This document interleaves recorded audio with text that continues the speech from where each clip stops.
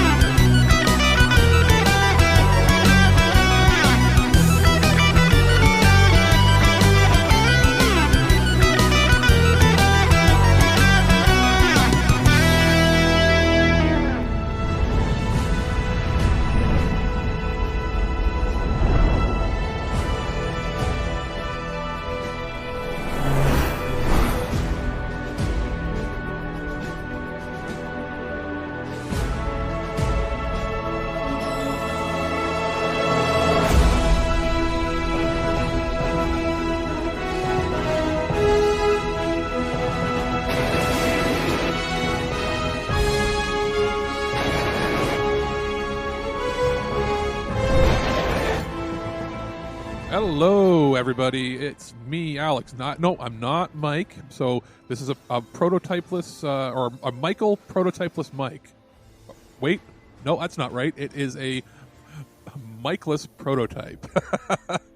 So we had wanted to do the prototype on the Final Fantasy VII Remake, and Birdman just didn't catch up in time. So he said, the show must go on. Alex, save the show. Do it with somebody else. So returning to the show from our last discussion on Persona 5 Royal is friend of the show, Ken. Hey, everybody. I'm back. Yes. Two big RPGs in a row. And we figured, hey, why not? Because I was following your playthrough. I knew you had experience with this. This is sort of the big game of the summer so far. I mean, there's other things. It's the big game of the decade. Let's be honest. Yeah, it's the big game of the decade. But it's funny. It's the one game that was affected the most by the pandemic as far as logistics go. I mean, it's the highest selling game. To be fair, I'm still waiting on my collector's edition of Persona 5 Royal. Yeah, it'll come eventually, I think. Trust me, I had a riveting conversation with the co-manager of my store, getting really pissed off because he also pre-ordered it, and he's really pissed off at corporate. Because I believe the collector's editions went out from Amazon. Yeah, I'm sure.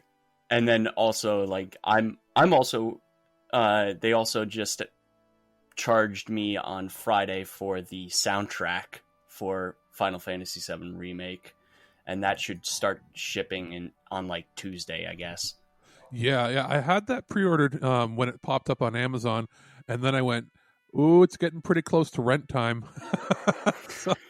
so I had to, it's still, on Amazon, it's still showing a later pre-order date, so I'm sort of keeping my fingers crossed. I'm like, okay, maybe I'll have money by then, because that was so good. We'll get into that. It's been interesting as far as, it seemed that Final Fantasy was the only game that was affected by, like, the regular edition of the game that was affected by coronavirus, and it sounds to me like they waited till the last second to print the discs and have them shipped out, because usually Amazon, Walmart, well, supposedly it went gold in February. Yeah, which that should have meant that by the beginning of March the stores would have already had it. Yeah, but it feels like they were, Square's pretty strict when it comes to trying to stop leaks, even though it inevitably always happens with their games. I feel like they were waiting to ship. They probably had them in warehouses, and they had like a mandate: don't ship to stores until like a few days before, and that really blew up in their face. Yeah, but like, I understand why they were trying to avoid leaks, considering what happens at the end here. Like, holy crap. Exactly. So I had my pre-order down, and I went, oh, no. I canceled it like literally 2 hours or so before the game was coming out, placed a pre-order down digitally which I have never done before. I think I might have pre-ordered an indie title once digitally because I was like, there's no point. A couple of times. But then I realized, I was like, normally I'd be like, there's no point. But then I went, whoa, wait a minute. This is an 85 gig game, and the servers are going to be hammered. I should probably get it to preload the download now. And that's exactly what happened. I was lucky enough I have a fast enough internet connection that it was ready to unlock right at like 12:01 a.m. Yeah. Yeah, that's always convenient. Yeah, this is easily, just like I've followed a couple of outlets and a couple of people that this is their game of the decade. Period. Oh yeah, they have been anticipating this for centuries at this point. Pretty much. I totally understand. Like that's before we get into that. What's your history with Final Fantasy as a whole? Was it your gateway RPG or like a lot of people, or basically what was the first Final Fantasy you played, and how did you come about getting to Final Fantasy VII in general? Now, back when I was growing up, I was not an RPG player. Period. I was not big on RPGs. I mean, the closest RPG I would play was Fire Emblem on my Game Boy Advance. And when it came to Final Fantasy VII, I had always heard things. I had already known a lot of the big spoilers and the general things that happen in that storyline. And then I didn't really play the original FF7 until after I was out of high school. Like it was only a couple of years ago that I actually played through FF7 in its completion, and now I'm playing through it again on Switch. I never thought you'd play it on a Nintendo console. It's one of those just kind of like, as soon as it got announced for Switch, I'm just like, okay, that's totally worth the money to spend. Especially if you're playing it in portable mode, because it doesn't scale as well. I mean, even on my 1080p monitor that I have the Switch hooked up to, it looks pretty decent. I've got a 50-inch TV, not so much. Oh yeah, no, you blow that up. If I were to blow it up, even blowing up the Switch on my 4K monitor, I'm like, this looks ugly, so I switched over to the 1080p monitor. Whereas Final Fantasy VIII, the remaster of that, or the HD, or I guess it's considered an HD version. Yeah, it's an HD version. You would think it's the same. It's not, though, because they had to rebuild the graphics from the ground up because they actually lost a lot of the assets. Yeah. When they announced FF8 was coming, I was just like, oh, you rebuilt that game from the ground up, I guess. Yeah, apparently the only assets they had were some of the textures and some of the monsters were still there, but the characters and a whole lot of other stuff is built from the ground up, so it actually scales quite decently. It looks like an older title, obviously, but it looks like a PS2 title upscaled versus a PS1 title. But my history with Final Fantasy is I played at a friend's house when I was like 5 in the early 90s. Dragon Quest on or I guess it was Dragon Warrior on the Nintendo, and I had started to read, and when I was about 7 or 8, excuse me, I got the Nintendo Power strategy guide for Final Fantasy randomly at a used game store, because I used to get the magazines for like $1 whenever they were sitting on the shelf, and I was like, this looks cool, it's got fantasy stuff in it, and I was like, whoa, this book's entirely on the one game. I think it might have been one of the first strategy guides ever made. It was that and the Mario 3 one that Nintendo Power made. Yeah, I think those were one of the 2 first ones, at least in the West here. Yeah. So I didn't actually have the game, but I like it's cliche to hear people say, "Oh, I studied it cover to cover." I did. To me, that was like a fantasy novel, and I was like, "Oh, this is so cool!" And this world, it's like Dragon Warrior, but so much bigger, and that's exactly what it was meant to be. I didn't actually end up playing that until after I played Final Fantasy 2/4 on the Super Nintendo when I borrowed a friend's older brother's copy in the mid like 95, 96. We had a sleepover, and we would do it. We would try to play as far as we could get in one sleepover session on a weekend, because his brother would just erase our saves. Because actually, we weren't even allowed to have a save on it because it was his game. Because he felt he had to have all 3 or 4 save slots. So we would just play it, and how far can we get in one playthrough? And we would always get about 2/3 of the way through the game if we pulled an all-nighter, which is hilarious for like a 9-year-old. Your parents come in, what are you doing? Trying to beat the game. And they'd be like, just turn it off. No, we can't. It's too long. But that sort of was what got me hooked on the worlds there. And not knowing that it was actually the 4th game in the series until years later when we got the internet, we could find out, they skipped 2 and 3 here. And, then played 3/6. Then saw in the back of an Electronic Gaming Monthly magazine an import section, and it had Final Fantasy V with an adapter that would let you play it on the Super Nintendo here.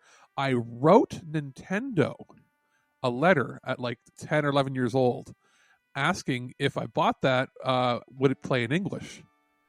I got a letter back from Nintendo. I think my mom still has it, saying thanks for your support. You're a big fan. Yeah, all that sort of stuff. And it was not a secretary. It was somebody fairly high up received it, and they said, "What magazine did you read that in? That's considered the gray market. It's actually illegal to be selling that in North America. Could you let us know which magazine that was?" And I went, "Ooh." So we sent a letter back stating it was EGM. And like 2 months later, EGM stopped having advertisements for that, and I think they had to issue an apology. It might have been me. I might have ruined it for people. But they didn't know it. Yeah, they said, "Thank you so much, but where did you see that, and why was it being..." Because we want to inquire why it was being advertised in North America, because it wasn't so much that it was the gray area of selling the import was one thing, but it was the adapter. It was the adapter. Yeah, which... and ultimately you could just go in and break those 2 little clips on the inside of your Super Nintendo, which is what I eventually did to play import games. But it was the fact that they were selling that, and they were advertising it as a Nintendo product. But yeah, so I do have a letter from, I wrote initially it was Nintendo of America, and somehow it went to the States, but then I got a letter from Nintendo of Canada, which I don't know if Nintendo of Canada as a main big office even exists anymore. I think it's sort of... I think basically Nintendo of America covers all of the Americas. Yeah, whereas Nintendo before, they used to have a Canadian office because they would handle all the French packaging and all that sort of stuff. And I think it's all done as one big company now. So they probably have an office, but it's not like a big headquarters anymore. So that was, how I was introduced to Final Fantasy V. And then I found ROMs for the first time in like 1999 when they were the first 3 translated games. I remember it was like Snatcher or something. And then Final Fantasy 2, 3, and 5. So, and then 4 had a proper translation where they didn't have any censored stuff in it. So I remember having to go to a friend's house and putting a floppy disk in to download them to try them out. And, you'd wait like 30 minutes to get a single game to fit on one floppy. But it was kind of amazing. It was the explosion of the emulation scene in the late 90s. And I remember also going to a friend's house. This is where I saw Final Fantasy VII, because what sparked this was seeing Final Fantasy VII and going, wait, where's... Because, I played 2 and 3, which weren't really 2 and 3. And I'm going, where's the fantasy? Yeah, where's the rest? I was like, wait, was Mystic Quest considered one of them? Nope. And I was like, okay, well, maybe Final Fantasy Legend 1, 1, 2, and 3 on the Game Boy were counted as that. Nope. Well, where are the other numbers? And then that's where the journey began into that. And I saw the friend and his older brother playing Final Fantasy VII. I had a sleepover at his house, and we watched him the whole day in silence, just playing through disc 1 and disc 2 for like the whole weekend. And like we didn't even play or anything. Like, it's just we were just dead silent because we were just mesmerized. And our job was to go up and change the disc. Like that was it. Change the disc and grab pizza. Even though I came to RPGs and just Final Fantasy VII in general late, it still has impact. Even though you know some of the things that go on, it just still has an impact, because if you give that perspective of this game came out in the 90s where this was never a thing, and it still has the impact it does today. Yeah. Well, and to give a little context to people, like, they're like, oh, it was nothing like it. It blew our minds. It came out around the same time as Metal Gear Solid. But as far as if you were an RPG fan in North America, prior to that, on the PlayStation, there had been a couple things. I think we didn't get Ark the Lad till later, but it was out in Japan. There were a couple other titles that came out around the same time, Beyond the Beyond, and some things that were little smaller titles. And they were experimenting, like Wild Arms, where they had a 3D world, but it was sort of 2D-ish characters, and they looked like a logical progression from the Super Nintendo. The N64 had nothing. Like, the only I ever got, I think, like Quest 64 later on, and that looked like kind of crappy. Well, that's because Square switched over to Sony with the PlayStation. That was Nintendo's thing, was Final Fantasy and Square and all the stuff they did with it. Yeah, and Enix was never able to work out a really good deal with them, because they were the only other ones putting out anything on the Super Nintendo, in volume. And I believe Enix at that point had dropped U.S. support, period. And they didn't come back till years later on the PlayStation.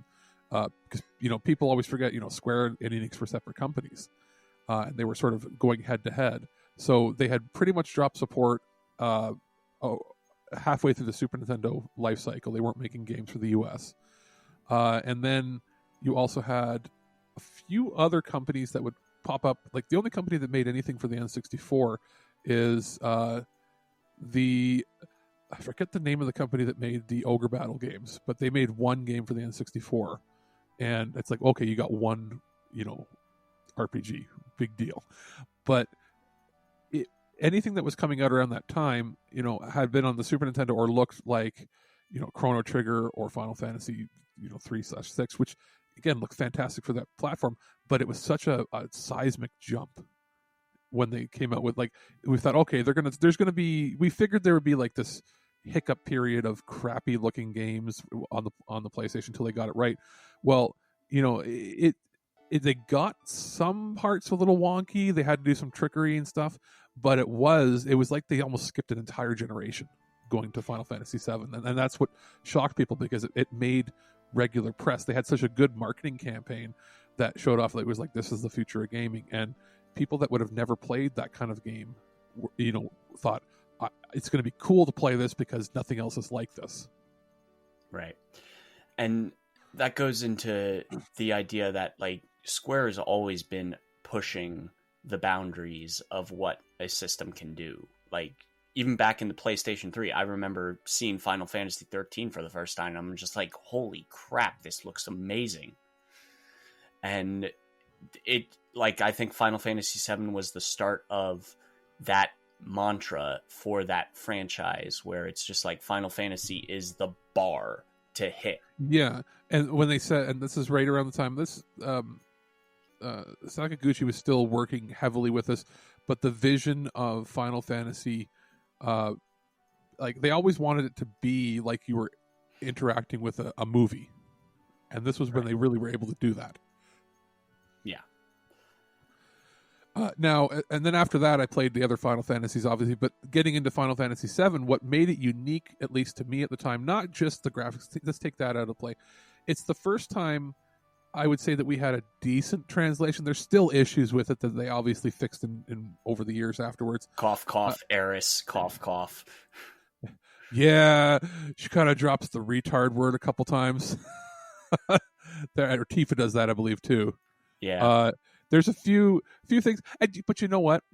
It's a product of its time, and it's the issue is you've got a couple. I think, was this the one? No, this was the one where the first time, I think, where they had more than one person translate it, because for years it was a one-person team that did everything, which is kind of amazing considering what you had to work with in your timelines. It was, the story went from being, they were always traditionally super, like, high fantasy, and then with maybe they put a little steampunk in there, But then you get to Final Fantasy VI, and it was steampunk like magic alternate technology, which people got really into. And then here they go, okay, let's blow that out of the water. Let's make it that this is more science fiction than fantasy, but still fantasy. And it becomes a sort of it starts out and you're like, oh, it's the steampunky type of world, and then it gets a little fantasy like, but then it brings it all back together with like, oh, it's high science fiction. So it's sort of a blend of all the styles they had done before, but nothing we had ever seen, especially in a 3D game. Yeah. It's and just going into the chronicle that was the remake, just getting to it, where it was just like, we got it announced, I think 2013. Oh yeah, there were teases. There were teases in 2013, and then I think it was the launch of the PlayStation 4, that E3. I had been waiting. Announced it. I had been waiting since 2005 when they were showing off that demo for PS3. There were rumors that there were going to be a demo for the new system, and then come 2006, the system's getting ready to launch, and they show it off, and I'm like, oh my god! And now that I think about it, they could have done it. They just didn't want to spend the money back then. And they didn't think they needed to because they were riding so high off of their previous releases. Yeah, and then we had the chronicle that was the Final Fantasy XIII trilogy. Yeah, which was I mean, I know it has its fans, but it was terribly written. It was the culmination of overwriting. It was overproduced. Yeah, I think the problem with Final Fantasy XIII is it focused on the wrong character. It focused on the wrong character. It focused. The whole game would have been better if it focused on if they had completely had a dynamic shift, and instead of Lightning and all these and her sister, what if it focused on the father and his son? Yeah, instead, it would have been exactly it. It would have been a significantly better and these are what if it was just a regular father and a son, and he's cursed and he's trying to figure this out, and he's surrounded by these soldiers and wacky weird characters. It would have been significantly better if it was a grounded sort of game. Instead, you're basically fighting as a Valkyrie who's invincible and has no emotion. So, and apparently Lightning's big in Japan. I don't know why. Because cute anime girl. Yeah. But like in the West, it would have been so much better if it was like father and son, and he has a little chocobo chick in his hair. That would have sold so much better, and it would have, especially if they had written the dialogue. So because he was the most interesting character, and I argue Snow is the most interesting character in 13, mostly because of his arc between all three games. But okay, you're right. I didn't play the third game. The third game is actually really good for Snow as a character. I didn't like the idea of the mechanics of the game. Is awful. I watched someone play that game. I liked the second one. It took me 2 different playthroughs to sort of understand what was happening though in 13 too. But I felt that they actually got finally the battle system that was worth playing. The first game was so boring and so terrible with the battle system. Anybody that wants to argue that it's not, I'm sorry, it was a tech demo that ran for 30 hours, and then you played for about 5 hours. And you actually had your game. Yeah. And still, to this day, people are trying to make sense of what the plot was, because it's like, people are like, oh, it lost it in translation. No, this game was written for an English audience in mind, and it still doesn't make any sense. It's full... It's just about as confusing as Kingdom Hearts is sometimes. Yeah, and then the second game, it's funny. The second game deals with parallel universes and altering time and the splinters that happen when you change time, and it still made more sense. So I was like, okay, you introduce time travel, and somehow that makes more sense than the story that doesn't. You introduce time travel and like 10 to 12 different splinter realities and endings, and it still makes more sense. So I don't even know what the third one has to do with. I was like, The nope, third one, I'm done. the third one is rewriting history. Oh, okay. Yeah. That's exactly what it is. It's rewriting history. Okay, so sure, I may give that a chance. I would not be surprised if on the next generation of systems we see a trilogy of them.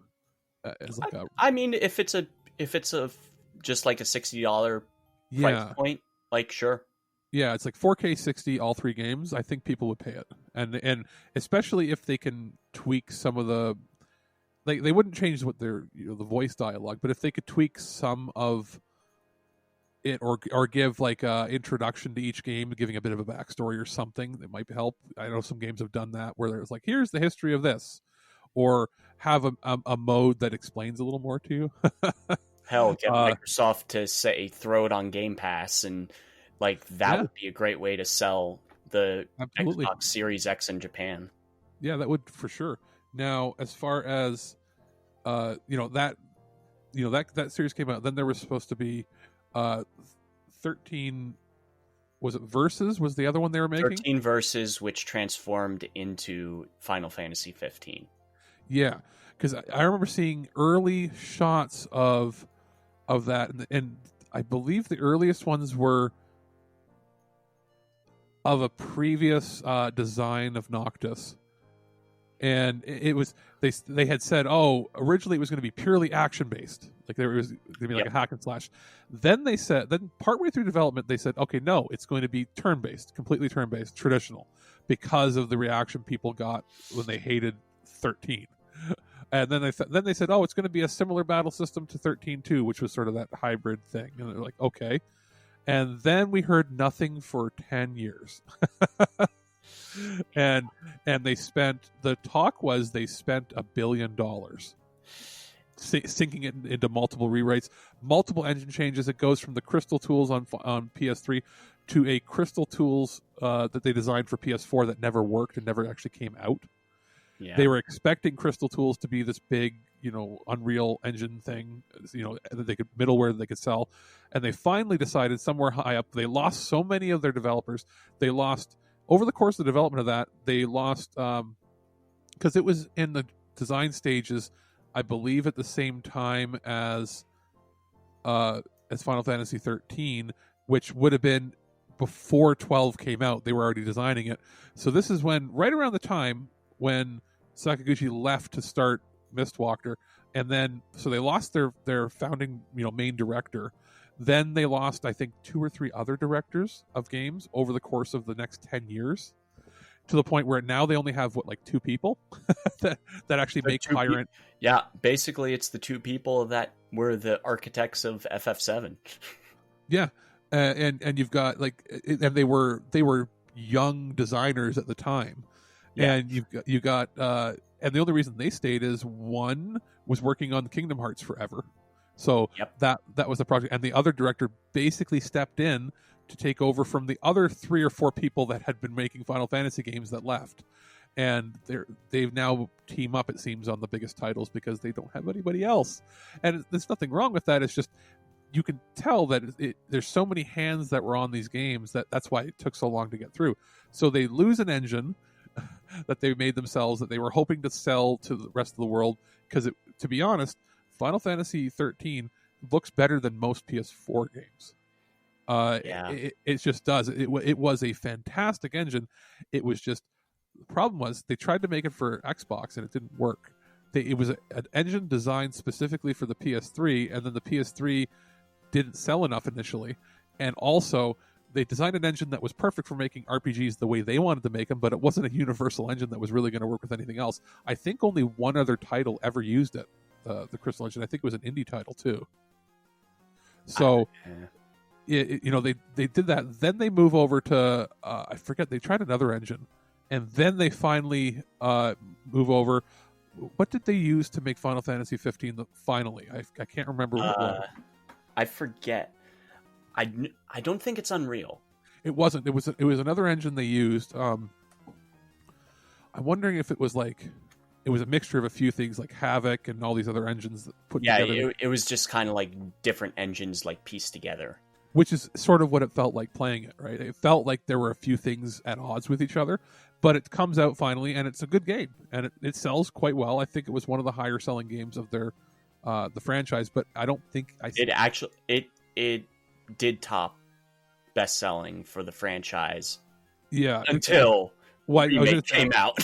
I was going to say I don't, because it was on multi-platform, because Final Fantasy VII at the time had sold 10 million copies, which I don't believe even Final Fantasy X didn't beat that. None of the other ones did. I think 15 did, but only because it hit multi-platform, including PC. But I don't believe it made its money back. That was something that they... No, it did, because they doubled down on investing in that series as a franchise, which is why we had the Kingsglaive movie along with it. Because you add all that in there, and they lost a few $100 million because they...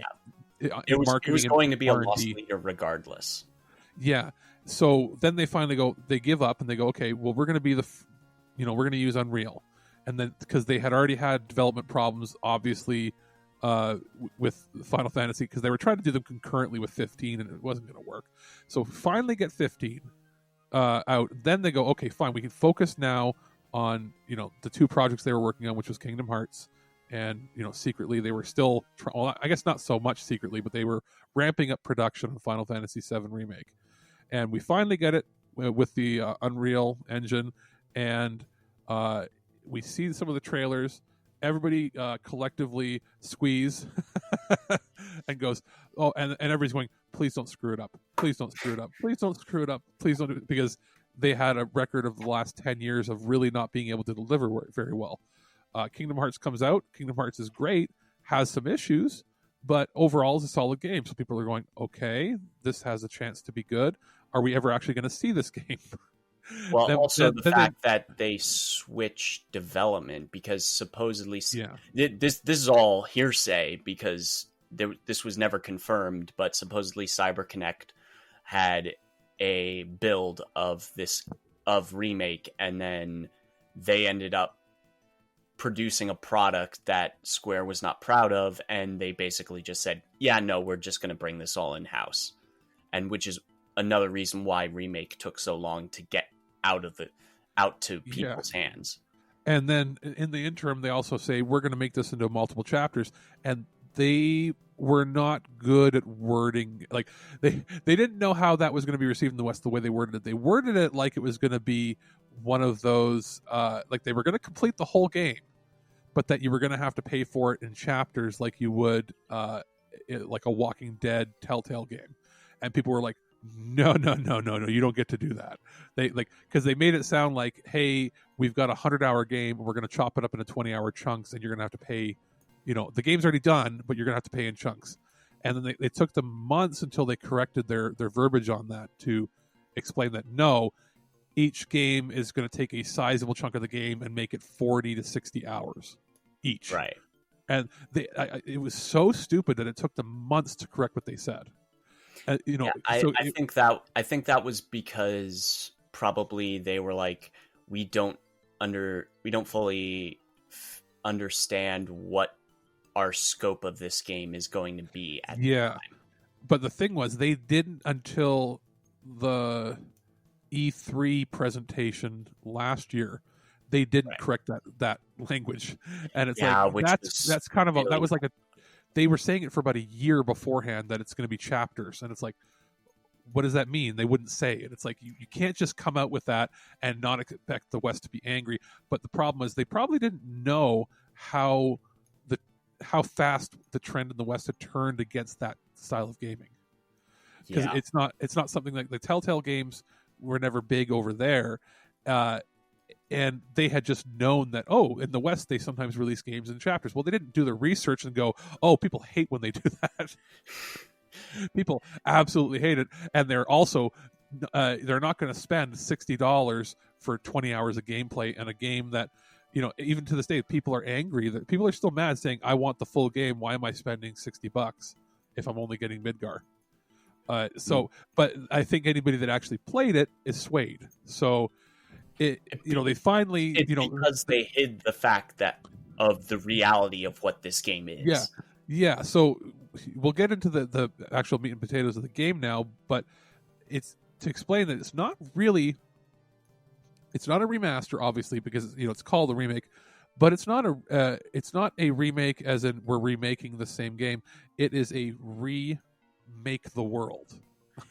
Yeah, it's probably the best way to describe it. It's one of those hidden where it's like, it's not a remake of Final Fantasy VII. It's Final Fantasy VII remaking it, and it's this weird little oh yeah. They took the word remake or the hyphenate remake and divided the into redo the first game, make the world different.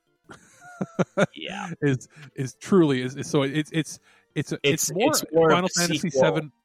It's Final Fantasy VII reimagined the sequel. Yeah, and they actually confirmed it, I think 2-3 weeks ago, that this is the final. This was original. This is quote unquote the final part of the collection. That is the Final Fantasy VII story. Which was Final Fantasy VII Before Crisis, which we didn't get. That was the mobile game, right? With the Turks. Yes. Then Crisis Core, which I started playing through again, and I just stopped because I get this feeling they're going to re-release it remastered now, finally. I get the feeling or they integrate it into the next game. Yeah, and I mean, if I want to rewatch certain things, if I want to cry, I can just watch the ending online again. Dirge of Cerberus, which that's never been re-released. I don't have a PS2, and I don't really want to emulate it, so I get the feeling that one might come out or get reincorporated somehow. I feel that one's probably more prime for the remaster treatment like Final Fantasy VII and 8 got. I can see them doing that. Then there's Advent Children, which I only saw once years ago, but it's sort of, this takes bits and pieces from each of them. So and then there was an anime or something as well that was included, but I don't remember exactly. I think there was some sort of thing that they put out in Japanese TV, and they're incorporating bits and pieces of that as well. So this is that. So the game starts out at the very beginning. We don't need to talk about the graphics. Everybody knows by now what the graphics are and the music, how amazing it is. But it's amazing how well they integrate, how they adapted with Unreal, in general. Oh yeah, and there's hiccups. That can be said about a lot of Japanese companies at this point. Yeah. The adoption of Unreal 4 has been phenomenal. Yeah, and it's going to be even more amazing to see what they can do with 5. Oh God! I still am of the belief that as good as Unreal looks, I'm of the belief that if any company other than very, very core EA companies could have used the Frostbite engine to actually make it work, it would have been Square. Probably. And imagine how, as good as it looks now, imagine how good the characters would have looked had they been able to use Frostbite. I have my issues with Frostbite simply because of how it functions in general. But overall, they make pretty fucking games. That's what I'm saying. Could you imagine if they had really taken the time to grasp it? They're the only company I think of in Japan that really would have spent the money to make it work. That being said, it's probably just better to go with Unreal. And there's hiccups, there's texture issues and that. And then people have found the raw core data that's been dumped online. They're like, oh, the texture actually looks like this in high res. So there's a lot of people that didn't play the game that are like, I'm going to wait a year till we get the PC version. And whatever the PC version is going to be, that's the version that's going to be on PlayStation 5. So PlayStation 5 and Xbox, Xbox, I think whatever. It's just an issue of optimization and trying to get the textures loaded correctly using a PS4. The PS4 and I would not be can't handle it. Yeah, it's 85 gigs, and I would not. I installed a new SSD in my system, and I had less texture issues than other people. It's people the that we know because it was able to stream the data faster. Yep, exactly. And it's not like they can stream it at full SSD speeds. Because they're limited. Even on the PlayStation 4 Pro, it only gets about a 30% increase. It's not that, it's the random access of the files is faster. Yep. And so It'll be interesting to see, and we pretty much know it's coming to Xbox in the next year when it comes to PC as well.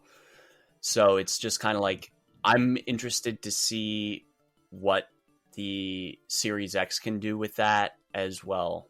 So what I want to see is when they eventually come up with a new game, what they're going to carry forward with your saves. So like, I don't necessarily want to get. I'll be getting a Series X. I'll make sure I get one, but I don't know if I want to play it on there unless I want to continue playing Final Fantasy on that platform, because I don't think they're going to have cross save.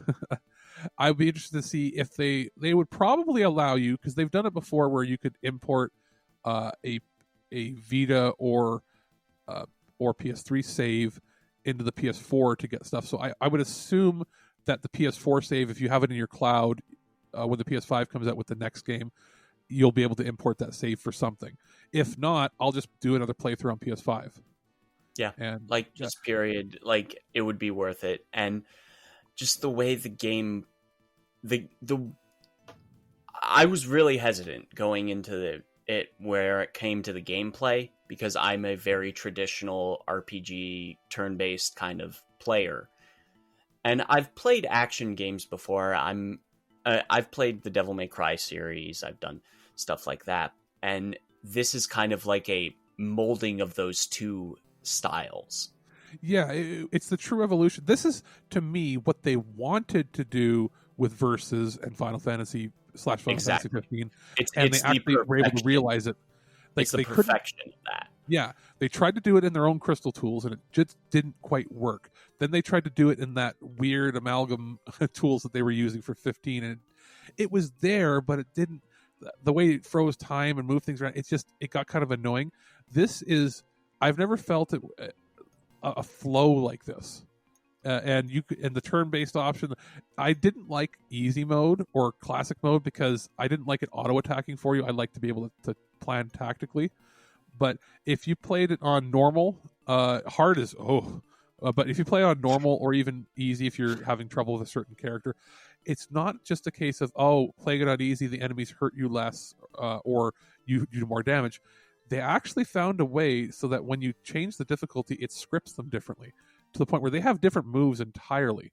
There's entirely different patterns they do. If you when you do unlock hard mode by beating the game, certain bosses now do different things than they did on any other mode. Yeah, and there's actually new animations. It's a brilliant level of just programming in general, and that's almost parallels the music, how it is dynamic for every situation you're in. Which is why the soundtrack is 7 discs plus an 8th disc that has bonus stuff on it. Yeah. So, plot-wise, the game is the same for the first 1 hour. Yep, then pretty much. The bombing mission, which was the demo, is as soon as you get to the ghosts. Yeah, and I'm like, ghosts, and I realized, I was like, okay, this is different. And then I was like, maybe we're seeing stuff that we were supposed to see in the first game, but they couldn't animate in. And I'm like, as we start to go, I'm like, okay, maybe that's, that's what happened. Okay, we start walking. As soon as you wake up, as soon as you wake up, and all the plot ghosts are just like flying all over the slums, and you're just like, what the fuck is going on? Yeah, the first time you see the slum goes, oh yeah, by the way, people, spoilers. This is a big spoiler episode. You walk in and you meet Aerith, and it's funny to me that they've actually found a way over the years to transition from the poorly translated Aerith that everybody used to call her into the Aerith that is the correct translation. I didn't even remember that she was Aerith before, but I literally when I was playing FF7 on my Switch, I literally changed it to Aerith because it's just like it's way too confusing. Yeah, exactly. So anyway, you meet her and you're walking and you meet one of those ghost things and it's flying around. You're like, okay, maybe that's just something, you're seeing it out of her eyes and not something he can see, because he at first he doesn't notice them, right? He just sort of gets pushed. And I think that's mostly because the Aerith that we have in this game knows everything that happens. She knows she's going to die. Oh yeah, and we'll get to that. But you think the game is pretty much the same, and then you have a vision of Sephiroth right away, and you're like, what? That didn't happen. And then things start to crumble and get destroyed around you. You're like, what? You're following him, and like, first of all, you remember him, know who he is, and you start to have the first inkling actually is in the first game, if I remember correctly, when you're going through, you have we don't see Sephiroth. We get hinted at Sephiroth in Disc 1, but we don't see him until after Disc 1 is complete and you're left Midgar. Yeah, I believe there's a reference to him once or twice. And then he also stabs the president, obviously. Yeah, and like when you also get, I think, one memory flashback once, I believe, but where it really starts the first inkling of a deviation is you get one of your migraine memory flashbacks right in the initial bombing mission this time. And you go straight into, what the hell's the name of this town?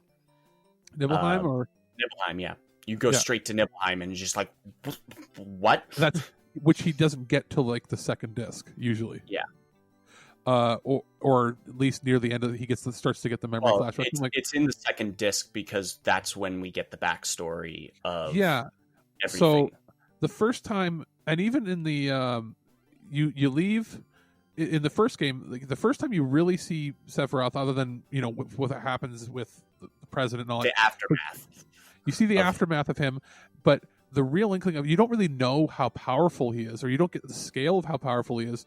And I feel they did it better in the first game than this remake, until you go to the first little chocobo thing and you have to travel through that cave. But to get there, you have to run away from those snakes that are like the cobras that are underneath the ground, the giant ones.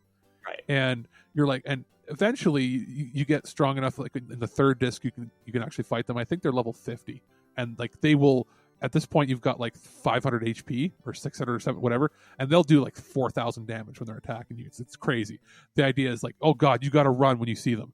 You get through there, you walk up to the cave, and you have a scene where it zooms in, and there's these giant like trees, like turned into spears, and there's a whole bunch of them just dead and speared on top of there.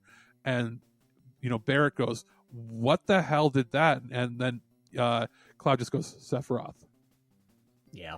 He just killed like a whole ton of them and put them on spikes just to mock them. And it's like, and that's when the tone of the game changes to, that's what this guy can do, because you don't really get to see that. Sure, he kills the president and all that, but that could be any man. Anybody can do that if they can get close enough. A ninja could do that. But these unkillable monsters that you're running away from because they do one-hit kills to you, and he just slaughters a whole field of them. Yeah. So I think they did a better job of setting him up there. They sort of expect in this game that what kind of a menace he is. So I think if you're a new player, it's a sequel. It's not a remake. But they don't explain that at the beginning, right? So for a lot of new people playing, they're like, "Oh, it's cool," but they don't understand necessarily why he was so. They don't fully understand who Sephiroth is and how powerful he is, just in terms of scale. Like how wildly, and it got to me that later on, like you play this game, and I love how for the first time, the thing I didn't like about the first game was you're this mercenary, right? You're saying you're becoming a mercenary. You're doing this. Well, in this game, you actually become one. You actually do mercenary jobs. Yeah. You actually become somebody that is loved by the people or feared or whatever. Because he keeps talking about he's going to be a mercenary, he's going to do this. Nothing happens. It seemed like everything, the scale, it was sort of a thing that happened in those games back then, but the scale of how long things take, it makes it feel like your time in Midgar was like 2 days. Or I think it only shows like 3 nights. It's like 3 days for the whole Midgar in the original game. Because all these crazy things that you're doing seem to take place all during one day, and then you'll have a nighttime thing where you're talking to somebody. And it's like, that's impossible to do in one day. So in this game, they try to establish, even though you're only there a few days, it establishes that the time that you're there doing your your mercenary stuff, mercenary work, it really, on the scale of things, is supposed to be taking place over several weeks. Okay. So because the jobs don't get done one after another, even though you rest one night and then it happens. The idea is the time between the rest is supposed to be a few days at least, where you're building up a reputation. and you meet like you have a landlord lady who's tough bitch. Oh yeah, don't mess with her. Yeah, don't mess with her. You get to know the people of the town. It's actually going to make the impact of what happens significantly more emotional for sure. And we know the plots. They kept pretty much everything from that first disc or from that area in Midgar and fleshed out certain things. They completely changed. Unless did you play both Honeybee quest lines? Because the one I didn't require you to pick up a dress or anything else, or pick up all the other items. Because that was I felt like that might not have done as well today in today's market, like where you're having to pick up all the different, basically the fetch quests to do all the different little things. In this way, they turned what used to be a long, quest where you had to run around and do different little things for people and get the right items to look the prettiest, and instead they turned it into a rhythm dancing game. Which... I've seen people play that bit, but honestly, I went for the dress because, of course, yeah, you have to. You have to. It's one of the most quintessential things when people talk about Final Fantasy VII is the cross-dressing sequence. Which and I love how they did it, where it's just like not a word. Yeah, well, and the thing is, people are saying, "Oh, that doesn't hold up now." It's like you got to remember the time that it came out, and that was, especially considering it's a different culture anyway over there. On top of the fact that I think they translated it a lot, very, very well, considering. Yeah, the original version was a product of the time, but it also was considered progressive for its time. And if anybody wants to argue now, you got a lot of younger people that are saying, "Oh, it's insensitive." No. You know what? That was one of the best things that they could have done at the time. And now you got people arguing that this version, same thing. It's not as sensitive. It's like you realize you're talking about the Japanese culture where it's still frowned upon to be in that community. Period. So this is progressive for them. And it was clearly thought up with a Western mentality in mind, and the message behind it, whether or not it has the right verbiage in it, I still think it's presented quite well, considering and a fun time playing. It was a hard, convoluted sort of button pressing system because it was so much happening on screen, but it was still entertaining, and just still some of the best dialogue in it. The funniest line in the entire game is what was it? He shows up and he goes, "Nailed it, I know," and then just moves on. Yeah, I might as well just go into like some of the new voice actors. Yeah, go ahead. Like every single one of them is just phenomenal, and you can tell that they have such a high regard for what they're doing. Especially Aerith's voice actor. I know she was very big about her being so passionate and knowing the reverence that this character has and wanting to do it right. Yeah, it just the emotion the characters put in is better than I was expecting. Yeah, and then like Jessie's voice actress, the voice actor for Wedge, who's from Breaking Bad. Oh yeah, that's right, it is. Yeah, Barrett's voice actor is absolutely amazing. Now, am I the only person that played that game? And the entire time, all I was hearing was Tropic Thunder. Robert Downey Jr.'s character. Yeah, because he has that like black preacher kind of vibe to him. But I just kept waiting for him as he's firing to say he's a lead farmer and just go all out, because it's exactly what it sounded like for some of the scenes, not every scene, but whenever he would get excited, like in the battles, you hear him. I was just like, oh my god, why didn't they just get Robert Downey Jr. to do the voice? I can't wait till we get Barrett's backstory in probably the next game.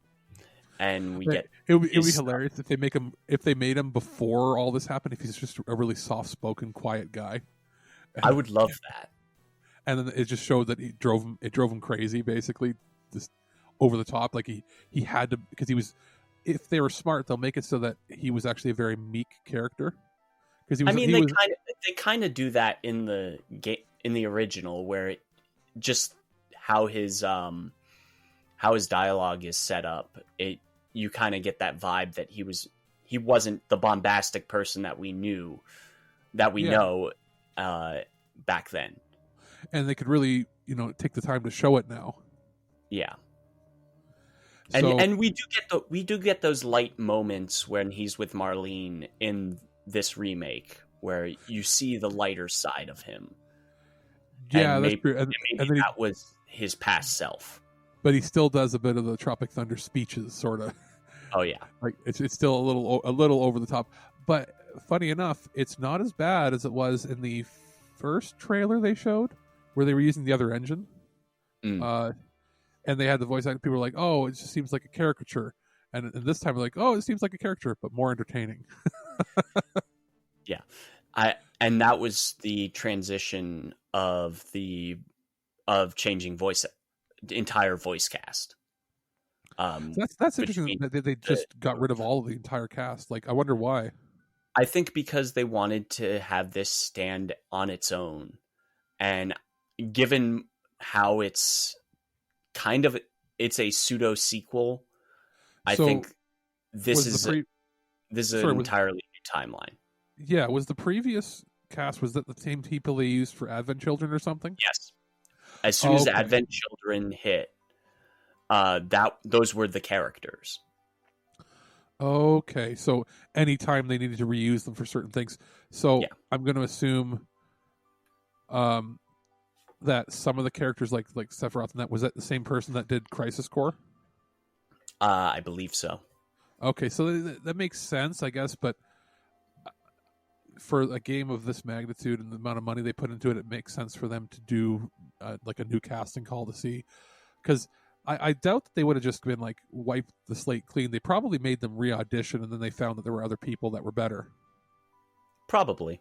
I would hope so, given the history, general respect. Yeah. Or it could have been that they just weren't available. I'm just glad they went with the cast they did instead of going. For the longest time now, they've been using a British team for almost everything, and they're just not that good. I'm sorry. You can talk about that across a lot of games. That they seem to think using a UK team will be best for Western releases, but the problem is not that they're just because they're UK actors they're bad. It's that they don't. The best UK actors are working in the States. Yep, pretty much. And they instead will use a team in the UK so they can. I think it's a tax thing because they can use that team, and that gets used for. It gets used for. Used to, maybe they don't do it now because they're no longer part of the European Union. But they were doing stuff like that, getting it translated. Like they weren't even using the US to localize the English translation. They were doing it over in Europe so they could get tax breaks. Yep. So. That's why so many. I'm not a fan of like the Xenoblade Chronicles games that use the British voice cast because it's weird. They're a British team that sounds like Americans trying to sound British. That's what they seem to use for all these games. So here they went with a true Western-based team because let's be real. As much as British English is English, obviously, the universal English. I would say accent is, I guess, the California accent now. Pretty much, as far as that being, TV friendly, where it's not hard to understand, and they can go with whatever. I wouldn't mind if they threw in a British character here and there, but it would have been odd. Could you imagine if they had switched over to using a British team for this Cloud with a British accent? People would riot in the streets. It would have been. Although having Barrett as a Cockney British black dude, I would have been down if that was an option to enable. Oh, it. Sure, because it'd be hilarious. He's the only. If you had him do it, yeah, sure, why not? Given the fact that the way his dialogue in the original is more of a Mr. T kind of vibe. Yeah, whereas if they had said, "Hey, we're getting Idris Elba to do Barrett," I'd be like, "Okay." Yeah, yeah. I would argue. I would be okay, sure. I mean, there'd be some people complaining, but I'd be like, yeah, okay, we're cool with that. Now, getting into the plot that changes, we know that they flesh out certain things, and then there's these Plot ghosts of fate, plot ghosts, the plot dementors, whatever you want to call them, ghost ex machina, and everybody's talked to death now about how it's changed what's going on, or people either like it or they don't like it. But the real big huge deviation that comes is you fight Sephiroth in the first game. Because Sephiroth is now here's the thing, that Sephiroth that we fight is the Sephiroth that died. He died. See, this is the thing. And that's why he's obsessed with Cloud, because he was never obsessed with Cloud throughout the entire game. Cloud was obsessed with him. Yeah, so the question here is, that I've been wondering, has he broken like a dimensional barrier, and is he there? Has he sent his mind into the past? I forget. I think you get that information after you beat hard. There's some supplemental material that you get that pseudo explains what the hell's going on with Sephiroth. Because I've beat everything. I can't beat it on hard mode. I'm not good enough. I think you get it through hard mode. You get these extra pieces of information. Okay, because from what it looks like you're leaving, and it's like Sephiroth shows up after the end of the highway chase, and you're like, oh god, okay, what's going to happen here? And then you fight him in a pocket dimension that you think is a pocket dimension, but it appears to be another reality. My interpretation is that, okay, Sephiroth didn't fully die at the end of FF7. He became one with the life stream, and then he found a way to come back and change things in the game. He wins. Yeah, in the game, Aerith has seen visions of the future. She knows what's going to happen, but anytime she tries to remember what's going to happen, like she sees these visions, but anytime she tries to remember certain things about them, the Dementors, whatever, take away a piece of her memory. Like they're trying to remove her knowledge of the future, because she is basically the cure for the virus that is Sephiroth in the life stream. Yes. So the idea, because in the original game, how she dies and her materia falls into the water, blah blah blah. Eventually, it's that materia that activates Holy, the magic that counters him. And the idea is she becomes one with the life stream, and that's what activates Holy. So she's trying to alter the future, and in doing so endangers the planet more, which is why they're trying to fix things and put her back. Now, how I interpreted it is when she's there praying in the pool, that is, she doesn't know that that's what she's like. People thought, oh, she's trying to activate Holy or whatever. No, I am of the belief that what she's doing there is she's seen a vision of the future. She knows she's going to die, and she's actually like projecting her memories into that past self. Yeah, and then I also think like what we're leading up to. Do you think Aerith is going to die? I don't. I think we're going to. Will. I think we're going to have in the way we believe. I think there's a couple things that can happen. I would like to see you get to a point where you play as her in the game, like a section where she runs off ahead in that part where you go to that area. She runs ahead after, like, you see what's happening, and she doesn't get kidnapped or anything, but she shows up there, and you have a pivotal point where she decides, I'm going to let myself die or not, and you get to choose, and that will deviate the ending. That would be insane. You have, and you know how many people will sit there for 20 minutes and think over that? It'll say that. like your choices are walk into the pool. Even though I guess they'll have to change it now because again, like there are choices in this game that don't present themselves as choices. Yeah. So it'll be, should I, like she has like, or you'll be there in the water and you'll be there and you'll have a choice: stay and pray, or walk away. Yeah. And it will be like, it'll just be from the surface level. All you have is stay and pray, but you have the choice to walk away. Or you're in there. Your character goes in there. You go to pray, and you're just waiting, and it turns to a cinematic, or what looks like a cinematic, and you're waiting for it to happen, and then you see Sephiroth, jumping down from above, and if you sit there watching and it happens, or you're watching and you start playing with the analog sticks and you move to the left, and you're like, and you won't know that unless you try it. Can you imagine what that would do to people? That would blow everyone's mind. Specifically because this game is so integrated when it comes to everything is an engine. Yeah, it is. So they could cut it. Nothing's pre-rendered. Exactly, they could cut it to look like a pre-rendered scene, or cut it to, how, so how Cloud is when he gets his like mind control thing and he starts to move, and you can move the analog stick and it will only move you in one direction no matter which way you move.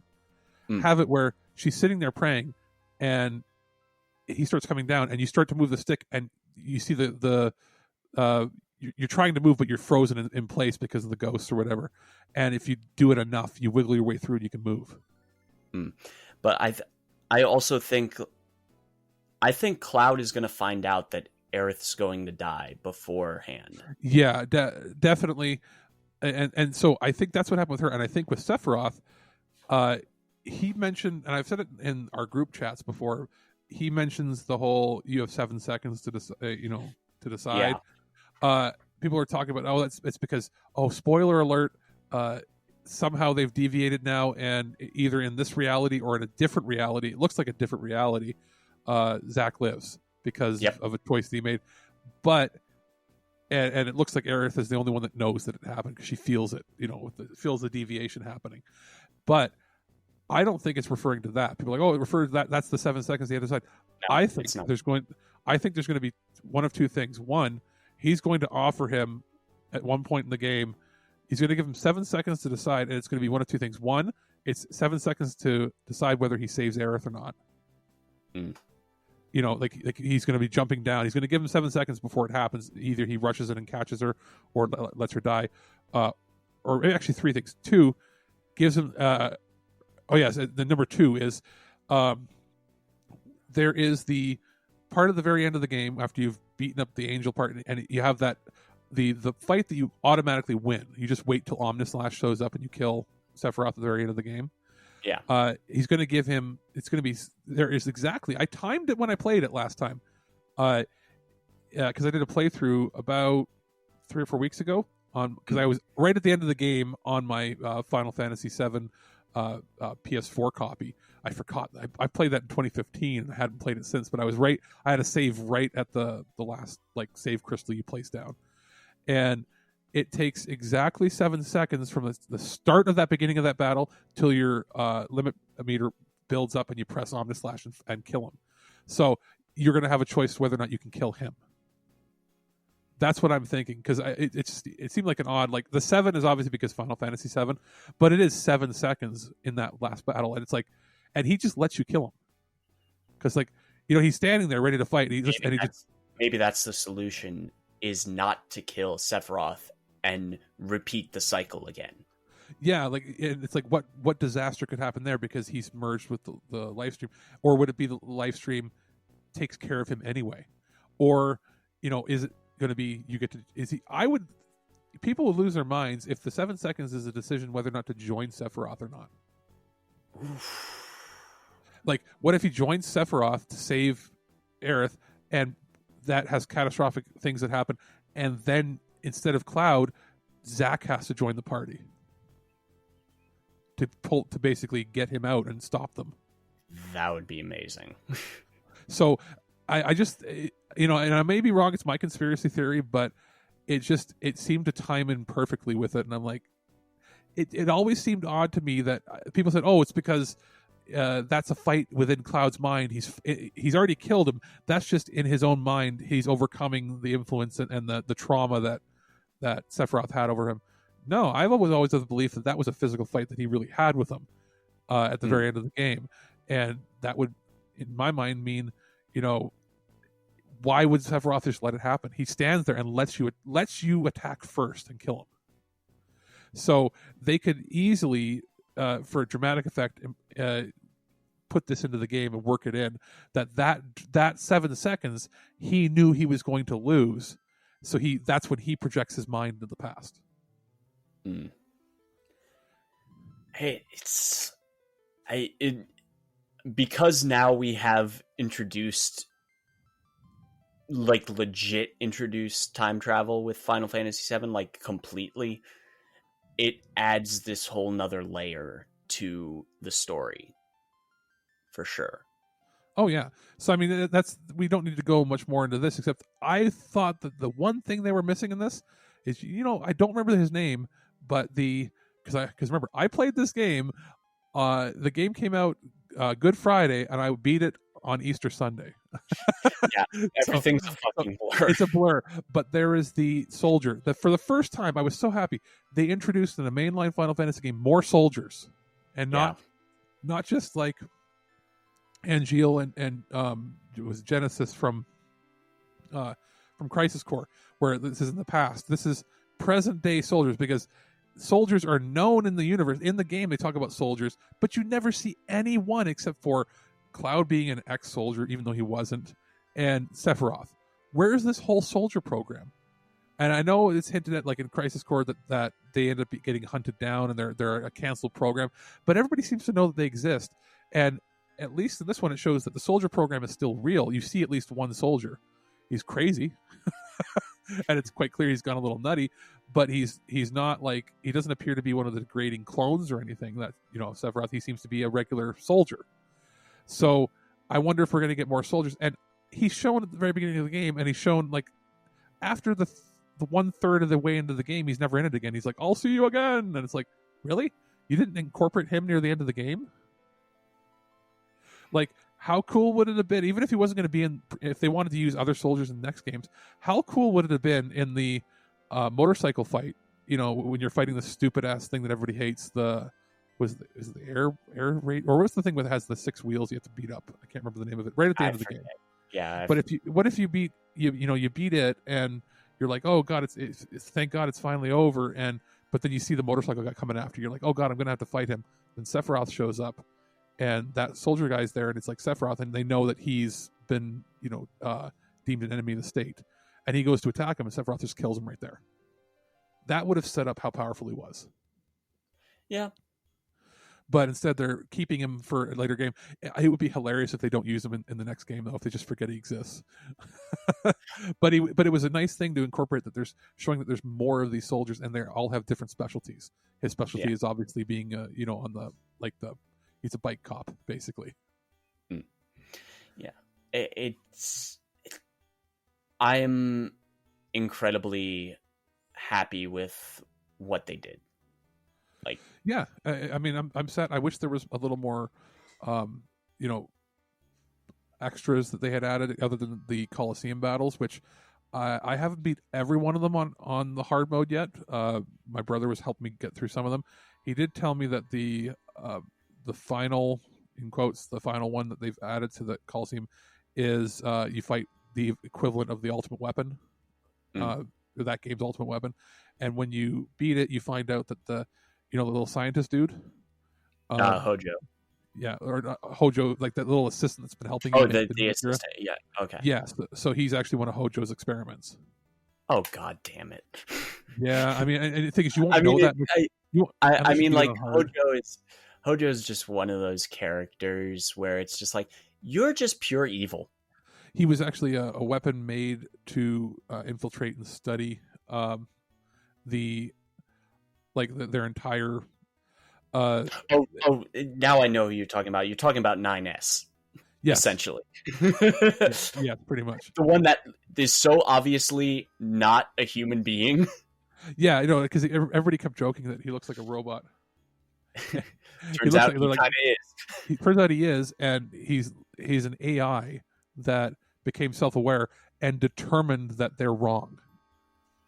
But he still works for Shinra because he's programmed to do so. He's literally a sleeper agent, but working for you. So all those designs, he was designed to collect data to make the perfect weapons for them, but instead doesn't feed that information to Hojo. He lets you fight them first to prove that you can beat them, and then he sends the data to Hojo, knowing that they're failed experiments. So I'm like, that's cool. And then when you beat the final fight there, the item you get is, I forget the name of it, but you only get one in the game ever. But when you equip it it's a materia, it's a accessory. It gives you full limit breaks at the beginning of the battle every time you start a fight. Yeah, which my brother said is pretty much the only way to beat Hell House and a couple of other things on hard mode. So I was like, oh, I guess there's no point in having more than one because it only works once. But like, just think about that. Every character gets a limit break at the beginning of battle. So you can basically go and kill anything that's a regular enemy in the first attack. So I was like, oh, that's kind of cool. But yeah, so that's the only other backstory there. I didn't know, beating it on hard. I figured they would do something, giving you a little scene or giving you a little extra dialogue. But I'm not going to be able to do that unless I can, I don't know, like hack my save file and give myself max stats or something, because there's no way But like it's also just like you have to be a master of the combat system in order to beat hard mode. Yeah, I've gotten pretty good. Like I can beat some parts on hard mode. It's the trick is having reprieve on all of your weapons that you have equipped, which gives you you can survive. Yeah, you get reprieve on there, and then you should also have generally one elemental defense. Then you should have one elemental defense. You need to have things that boost your HP to 9 to max, and you should also have one luck thing equipped to each person, and you also need to have magic on higher, because if you do that, then doing things like a lightning attack will do like 6,000 damage to each person. So you can do it. It takes a lot of grinding. It's not something I necessarily want to do. We have some friends that are, I don't know how they do it, but I have a cousin who is just like, he's just naturally good at games. Yeah. I mean, I'm good at strategy. I can figure things out, but I'm not patient enough to get that good. But then again, I mean, I did pretty well. This is not a case of Alex is saying hard mode's too hard for Alex. Hard mode is really hard. Hard mode is just hard. I refuse to even touch it. Honestly, because I'm like, no, not my cup of tea. And I'm someone that plays the Dark Souls games, like not my cup of tea. I mean, this is their way to tie you over until we're probably looking at 2022 before the game comes out now. Because they said that they were already past the conceptual stage. Like they know they won't say what it is, but they have the plot done for the second game. It's just they and people are like, oh, they should do it in Unreal, Unreal 5. They can't. The engine's not available. The engine's not available. What they can do is work with Epic and get the Unreal 4. Design it in 4 using commands and stuff that could easily be ported to 5. Yeah, because now they've mastered 4, and they can actually enable certain settings and certain like they can flag certain build settings that are less restricted. So if they're designing it specifically with next gen in mind, the next game will probably be, depending on how fast they get it. If it does come out, let's say, it would be hard. People are like, oh, maybe it can come out for Christmas time 2021. That would be if there was no coronavirus going on. They would probably be able to get it out, depending on the scale and scope of it, because it doesn't take that long to record the dialogue. They have the music. I will guarantee you that the world music and all the music for the other areas of the next game are already recorded. They probably did all of the music in one session over the last couple of years. Also to note, this is one thing. If you have not played the original Final Fantasy VII, the sequence where you see Kate Sith. Oh yeah, It's like, who the fuck is this guy? Why is he important? If you don't know what Final Fantasy VII is, you have no idea. And it's completely superfluous. They did a really good job, though, of fleshing out all of the characters, especially all the bad guys, but all of the vice presidents of Shinra, like all the executives, the directors. So I joke some of the best characterization is actually in Team 4-Star's FF7 Mission Abridged. Some of the characterization in that is actually hilarious. I'll have to check it out because like they made the characters that were sadistic, they made them really sadistic. Oh, yeah. Like we're talking like Hojo, he looks like he's dripping with science goo at all times, and how manic and crazy he is. Heidegger is so you can see he just loves the chaos. He loves the chaos and then pretending to bring order to it. And the other ones, like, I mean, the one lady, she has like human furniture. Yeah, pure dominatrix kind of. Yeah, like even when they leave the room, her footstool crawls on all fours and has a collar and leash. Yeah. So yeah, like she's like cleaned up the mess after they all die. So like they've gone over the top anime with that, like beyond. But then on top of that, the why am I drawing a blank on Kate Sith's name? The director. I was gonna say Sung, but Sung is the Turks. Yeah, I'm drawing a blank as well, but oh well, but yeah. So his character, he's the director of urban development. Yeah. So he had a couple, one or maybe one line, maybe two lines in the original game, disc 1, and even later on, you only hear from him a couple times. They gave him a lot to do and say. Like you can see that he's the only person in the entire company that actually was thinking about the people. Like and not necessarily like he's thinking about his job, but his job, he actually does a good job. His job is to make sure that the city runs. Right. Which is funny because it sounds like when they built the city, his job was the most important. And then once the city was built, they were like, well, now we have to expand and we don't care about the city anymore. So his job became less and less important. Right. So it feels like either his predecessors or whatever, he himself, he was probably really well respected in the company, but now they're focused entirely on either military or industrial expansion. So you see he's got all these plans and all this, and it just gets thrown apart. So they are setting up Kate Sith better. The tease of that character, you're going to have back in the day, if that was how it was introduced, people would have been like, who's that? They would have been waiting for the next one. Now it's kind of spoiled because people go, what's that? They'll look it up and they'll be like, oh, I know exactly who that is now. So it was kind of neat showing that. It would have been interesting if they showed a different character we'd never seen before. You know, something like that, or like trying to think. It's just so out of nowhere too, where it's just like, okay, as someone that knows everything, it's just like, it just feels really weird to place that there. Yeah. And I think in the grand scheme, once all of this is complete, it'll be perfect. Yeah. But in current day 2020, it makes no sense. If you wanted to mess with people, instead of that, you and really mess with the timeline, or people be like, how is that possible? It should have been Vincent. Ooh. Because you would have been like, he's not locked up in a coffin. Or Vincent, or because that part happens right after the collapse, right? Yeah, it's literally the aftermath of the plate drop. It could have been that. It would have been interesting if it was Yuffie instead, or somebody else, or even a tertiary character that we knew about or had heard about but hadn't seen. Or it would have been interesting if there was something to that extent. Zack, even at the very end of the game,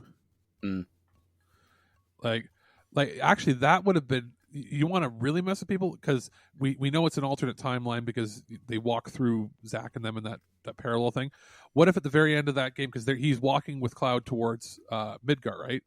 Right. And what if at the very end of the game there, they show he's walking up towards there with Cloud, and then he looks up and goes, "What?"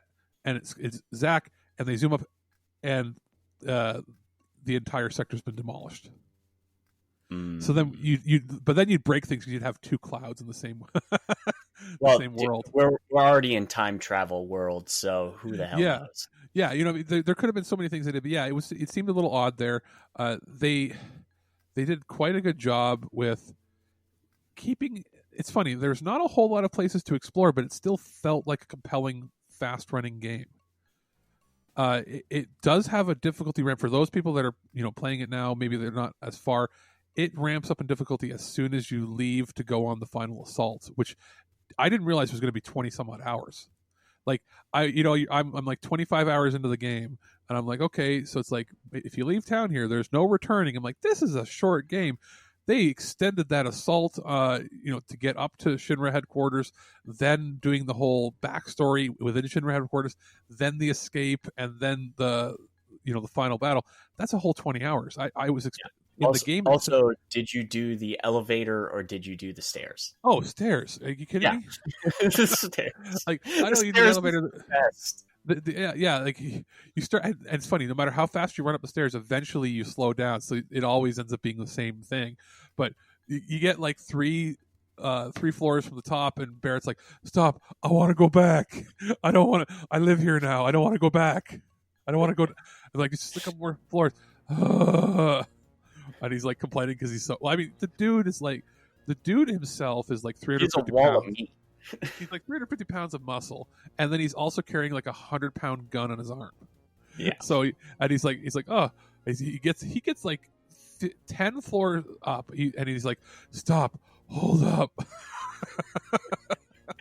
So yeah, that's where, and that segment takes like 15 minutes. Yeah. to walk on top of, though, I did see what happens in the elevator, and we get a Barrett preacher sequence, which is nice. Because yeah, like I went. This is, and they did change things though. You remember, like they didn't have, the entire floor where you could only open certain doors to crawl through the puzzle to get the items. Yeah, they didn't include that. There were certain segments like that they didn't include in the game. You couldn't sleep at in the rec center area. Yeah, there's that. You couldn't even in the Corneo section. There were certain areas you couldn't go in and talk or interact or do what you used to do there. They cut certain things that made sense, logical sense to cut. They added things. They added characters. I feel like we're going to see some of these characters later on again. Yeah. Like Johnny ran away. You know where you're probably going to find Johnny? You'll find him at the Golden Saucer eventually. Yeah. That's probably the best bet. And you know who he's probably going to be? He's going to be the person in the chocobo suit at the entrance. he'll have a job or something, and you'll try to get in. And they'll be like, "There's no admittance. The tickets are too expensive." I'll bet you he'll be the guy that gets you tickets and gets you in. That would be. Yo, bro, thanks for helping me, bro. I'll get you in, bro. So I mean, there's characters they introduced that were actually good. We've talked about the ending and that there's a lot they can do with this. Where do you think they're going with the second game? I think we're going to get most of what we know, with slight deviations here and there over the course of the story. Like we're still gonna get a lot of the big moments. We're gonna get Barrett in the sailor's outfit. That's gonna happen. That's like, going to be the biggest cosplay thing of all time. Oh God, yes. But like we're gonna get a lot of, much like this one, we get a lot of what we know with a lot of what we don't know. Yeah, there are other people have argued saying that it's now wildly different. They're going off in their own world. It's going to be so different. I don't think it's going to be that. I think we're going to get similar things, but I think different. It's going to be very much the same until the ancients, like the ruins of the ancients, where you see the mural. And I think they're going to look at the mural. He's going to have a flashback, and he's going to realize all those visions they've been having, and they're going to make a point there where they're saying, we're not letting this happen. And I believe that even if they do a big deviation in the second game, I think we'll get to Cosmo Canyon, and that'll all be the same. And then from there, it'll change. I am worried about how they're handling an overworld. I'm a guy that likes the overworld, the traditional JRPG overworld, where you can, it zooms out, you can walk around, and you interact, and you open up, menu, you can get in an airship, fly around. I don't know how they're going to handle that in this engine, because this was a very linear engine. I think they're going to do an FF15 style open world. Yeah. Okay, but the funny thing is, with Unreal, they can do this where you exit the town, it loads a slightly different map or whatever, but it's the same engine. It just zooms you out real far, so it takes you longer to walk from place to place. And all it has to do is when you get into an encounter with something on the screen, it just zooms in, and you're right there because it's streaming the data instantly from those new drives. So that'd be really cool. You could do it without doing like a whole separate overworld. You just, that way you can make the scale so that way, instead of because the way it works, you'd be running, the game would be to me it would feel like it's too big if you had to run the distance you had to run in the previous game. You know what I mean? The distance between things, the scale would be off. But if they just zoom out and you walk at the same pace you're currently walking at to get from place to place, they could do it as a cheating way to get through it. I don't know how they're going to handle airship eventually. I really hope that when they get to that point, they're not going to do the Final Fantasy X thing where it's like, here's a menu, select where you'd like to jump to, and that's probably what it's going to do. I just want to see that world zoomed out so you can see it. You know what I mean? They have the detail was there. But that would also cost that would have to run on next gen systems because there's no way. There's no way. You won't get an airship to the third disc, so you wouldn't get an airship till the third or fourth game. I'm just talking about the concept of you walking in the overworld.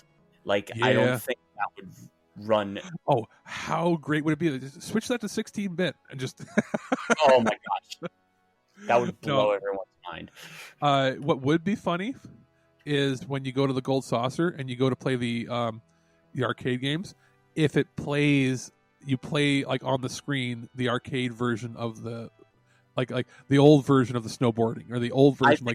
I think they would do that because specifically it's been stated in a lot of the documentary stuff that they put up on the Square Enix website, on Square Enix YouTube. I mean, that these are the people that worked on this grew up with Final Fantasy VII.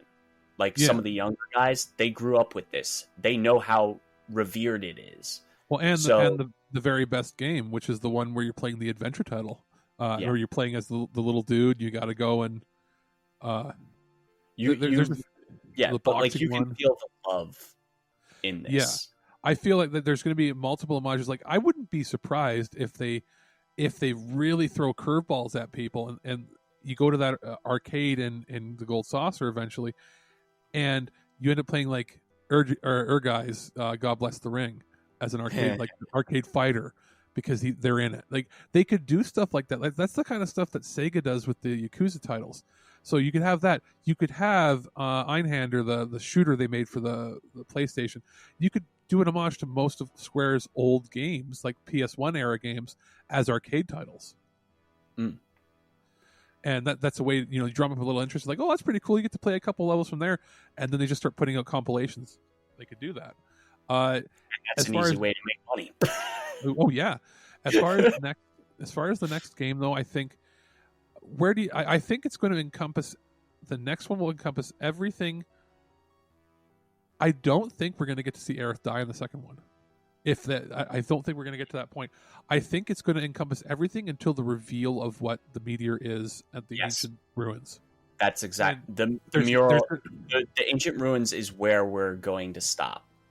We're going to get there, and as you'll see that, and then as the material will be taken, or whatever fuckery will happen because they might change things, and you leave as the thing collapses, and there will be another one of these dimensional flight things where where they're like, you're changing too much, you have to stop this. Yeah. Because that would mean that the third game would be everything up into, they would add more stuff, obviously, everything up into Aerith dying. Yep. Then the fourth, because they said it's 4 or 5 chapters is what they were thinking. Who knows how many it ends up being, right? Because it could take a long time. I think that once they get the second game finished, that's the engine they'll use for the rest, and it will be a lot faster. Yeah. It'll be probably one a year, because they'll just be in continuous development from the second game onward. And they also said that they're building Final Fantasy 16. That's been rumored too. So I think a lot of Japanese studios are starting to kind of streamline their development cycle, because we've seen a lot of companies like Capcom, Nintendo themselves have also been kind of streamlining their development cycles, so it's not as long to develop games. We're not looking at like 5-6 years for one game. Here's the interesting thing with Final Fantasy 16. There's the possibility they go with this engine because it's already done, or they might go because they have the Final Fantasy. They might view it as two different pillars. Final Fantasy VII is this engine. They might go back to a traditional turn-based game. Maybe even slightly. Maybe not even like pushing the boundaries of the graphics even. The one thing I would love Square to do, and they could just like instant take my money now, would be remake FF6 using the Octopath Traveler engine. Yep. That and Chrono Trigger. Yep. And people are like, oh, they should do a remake of, Chrono Trigger wouldn't scale to this kind of engine. Like Final Fantasy 6 would. And we've already gotten a 3D Chrono Trigger. It's Chrono Cross, and it's not very good. Yeah. And the thing is, 6 would, but the problem with 6 is people don't realize 6 is a larger and more daunting game than 7. It is. It truly would be. There's more complex things they'd have to do. Now, Chrono Trigger could be done in the style of Trials of Mana. I'm not a big fan of what they did with those. I enjoyed it, but it could. I'm saying they could do that. I wouldn't like them to do that for 6 though. The Toriyama art works for that style. They could do it, but I would think. Toriyama, just to correct you before someone corrects you. Didn't he work on that? Toriyama is only Dragon Quest. Really? I thought he was. Let me double check here. What's his name? I actually have one of his art books. He's the artist for Final Fantasy. Akira Toriyama, the artist for Chrono Trigger. Oh, you're talking about Chrono Triggers. I'm sorry. Yes. I was thinking you were talking about FF. There. No, I was saying Toriyama's art for Chrono Trigger would scale to that cartoony style better than 6 would. 100%. I mean, we've 6 was still. I think the character designs were done by Amano that did a lot of the other stuff for them. But like, I'm talking about like we see it with Dragon Quest. Yeah. Like Dragon Quest moved to Unreal with the latest one. Okay, instead of the cheap, they wouldn't do the cheap Trials of Mana. If they got the Dragon Quest team to do in the style of the latest Dragon Quest game, if they did Chrono Trigger that way, that would sell like hotcakes. Yep, and then also do the same thing they did with the Switch version, where you can play the 16-bit. Yeah, 16-bit, or throw in a weird 32-bit, like the sprites, or even a smaller one. But 6 would, with 6, you're right. That would be the Bravely Default 2 is coming out this year. Have that team switch over to do that. Give them a slightly higher budget, and they could get by. It would only take them probably 2 years to do it because the engine's done. The engine is there. It's just a matter of creating all the art assets. Voice acting would have to be included in this version, right? Then I'm wondering if would they go full motion videos for certain scenes? Do you think? I think they would do similar to how Bravely Default does it, where you do have these sequences where it is these character models in the engine and doing stuff, but then also do it that way. But like also the moves would have to be cinematic. You'd have to make suplexing the train be phenomenal. Oh, good lord, yes. I mean, the best move in the entire game, other than having the Genji glove with the offering on, so you do like 8 hits, is Cyan or Cyan with his is it the fourth one where it's like the 4 attacks he does across the screen where it's like fa-ching, fa-ching, fa-ching. Like there's the facial animations on them where they're like that stuff is cool. Or the suplexing train, you would have to get, voice acting wise, Kefka would be the hardest one to do, because I always envisioned Kefka's voice as being like Starscream or Cobra Commander. Yep, that's exactly what I imagined him. So it was that, but like maybe not quite as shrill unless he was angry, but it was like, sneaky and shit. Some of the other characters, like, it would be interesting to see who they get for like General Leo and other ones. There could be some decent stuff down there, and they could expand. They could do a little more with it, but I think people will be perfectly happy with a 4K 60 presentation in that style.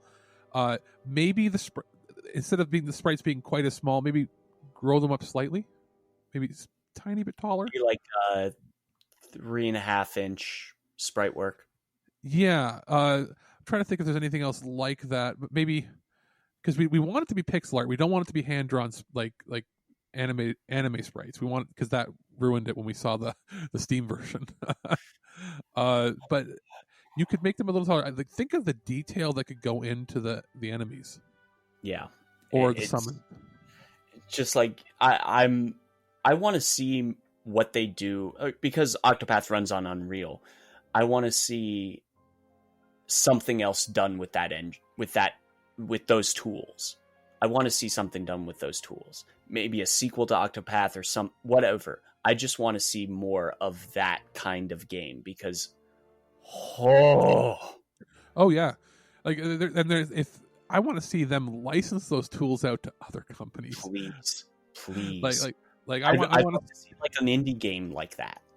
An indie game like that, or if I'm thinking of other classics, like I would love to see what. It's almost like their version of like a Paper Mario thing. Like it kind of is. Like I would love. Oh no, Super Mario RPG redone in that style. They have the partnership with the Bravely series.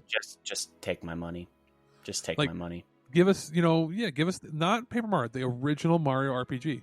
Yes. Give us that with that, like that claymation. Think of it, the claymation mixed with the paper background. The Mario RPG series is dead. Yeah, because Alpha Dream's dead. So, give it back to the Square team to work on. Yeah, that would sell. So yeah, but getting back to just Final Fantasy VII, it's probably, I would say it's the game of the year for me, but it's all going to depend right now on what next gen brings. What Cyberpunk and what next gen brings in the next 6 months. It's probably going to be regarded as, like, it depends. I don't think Cyberpunk's going to shit the bed, but no. if it were to, here's the thing: it's going to have a Witcher 3 level of, there are some bugs that need to get fixed. Yeah, and they'll be fixed within the month. Yeah, so this is a wonderful time to be an RPG gamer, because with everybody staying home and not being able to socialize, these were the perfect games to come out. And the numbers showed it. They haven't released the exact number, but they did say that it was the highest selling game of April. I'm pretty sure they said it beat out FF15. I believe they said it was on track within 2 months to beat the entire lifetime sales of 15. Yeah. Which means we're approaching digital and physical. That's at least 10 to 12 million sales minimum. Because because remember, this is only on one platform. It's also not.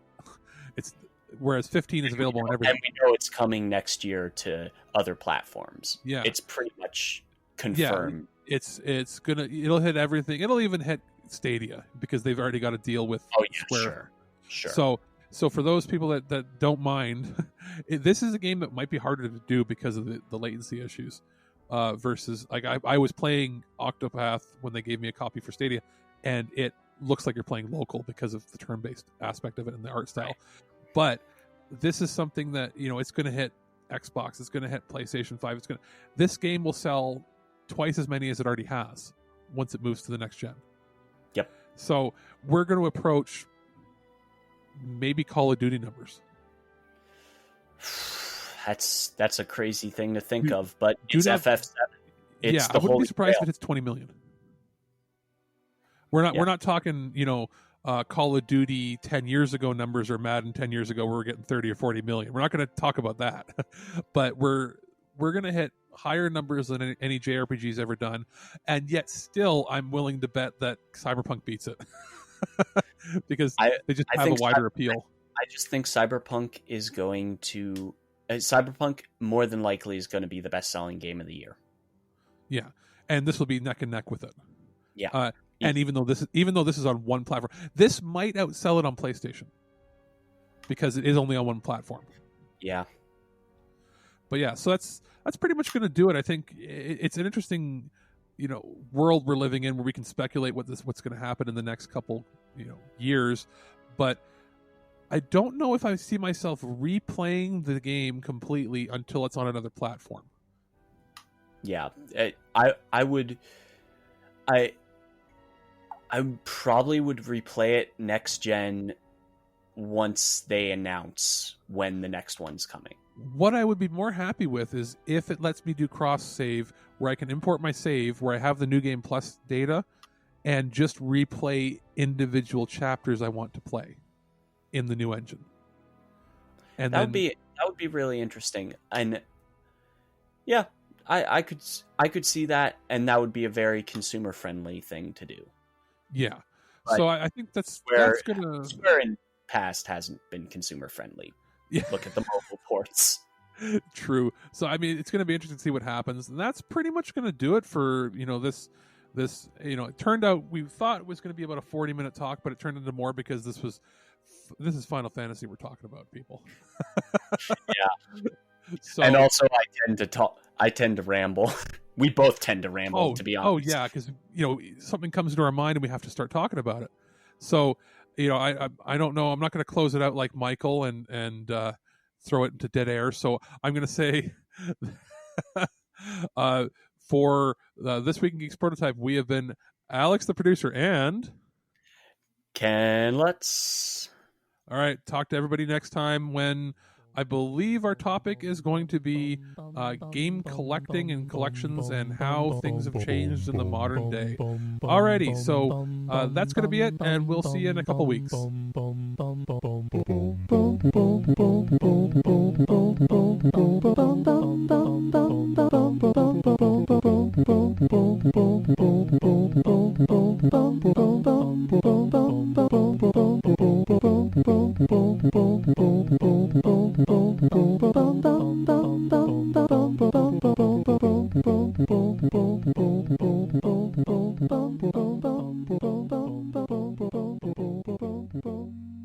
Well, that's our show.